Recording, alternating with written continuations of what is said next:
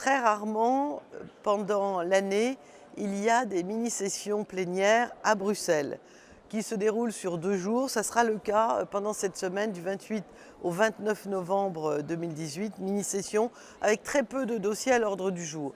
Un dossier qui est devenu un fil rouge ces derniers mois en session plénière, qui sera pour le Parlement le fait d'accueillir le Premier ministre danois, Lars Rasmussen, qui viendra débattre de l'avenir de l'Europe, tout comme l'a fait Angela Merkel, Emmanuel Macron, etc. Donc à chaque session ou mini-session, nous accueillons donc un chef de gouvernement ou un chef d'État. Ce sera le cas pendant cette mini-session.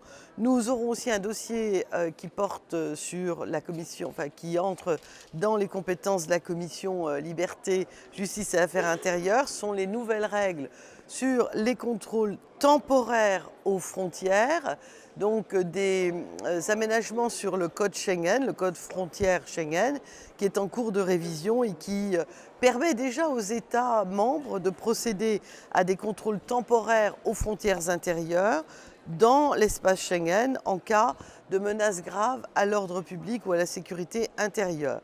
Alors évidemment, ce texte de révision d'adaptation est un texte qui assure un certain nombre de garde-fous et de sauvegardes avant toute prolongation et qui ne peut être par définition que temporaire, sinon ça détruirait totalement le sens de la mobilité et l'acquis de Schengen. Aujourd'hui, l'Autriche, l'Allemagne, le Danemark, la Suède et même la Norvège, qui n'est pas dans l'Union européenne mais qui a beaucoup de dispositifs de coopération avec elle, ont instauré des contrôles aux frontières intérieures et en France aussi.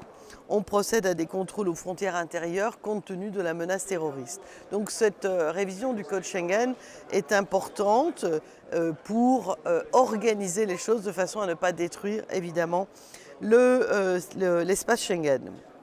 On parlera des questions d'élargissement qui sont des questions pas seulement techniques, mais surtout des questions politiques, puisque un certain nombre d'États des Balkans souhaitent intégrer l'Union européenne.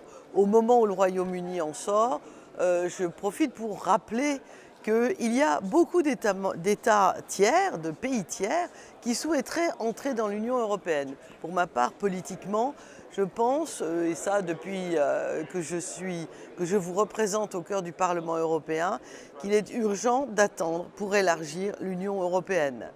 Aujourd'hui et demain à 27 États membres, il est très important d'approfondir avant d'élargir. On parlera aussi du scandale fiscal Cum-Ex, donc concernant les banques et 11 pays de l'espace européen, avec, à travers une résolution qui sera soumise au vote jeudi. En outre, dans le cadre de la préparation de la COP24 à Katowice, en Pologne, il y aura un débat sur la stratégie de l'Union européenne en matière de changement climatique, une stratégie évidemment à long terme pour aboutir à une sorte de neutralité carbone dans les années ou les décennies qui viennent. On va parler marché unique également et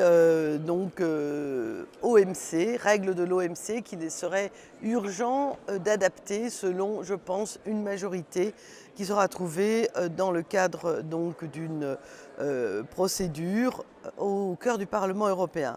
Enfin, il y aura un texte sur l'amélioration de la situation des femmes handicapées et le respect des textes internationaux par les États membres dans ce domaine, et notamment la Convention sur le handicap. Enfin, nous parlerons d'une question également récurrente, celle des conflits familiaux et du rôle du Jugendamt dans le cas des enfants qui se sont séparés et qui sont des enfants de couples binationaux. Voilà en quelques mots l'essentiel de cette mini-session plénière à Bruxelles, 28 et 29 novembre 2018.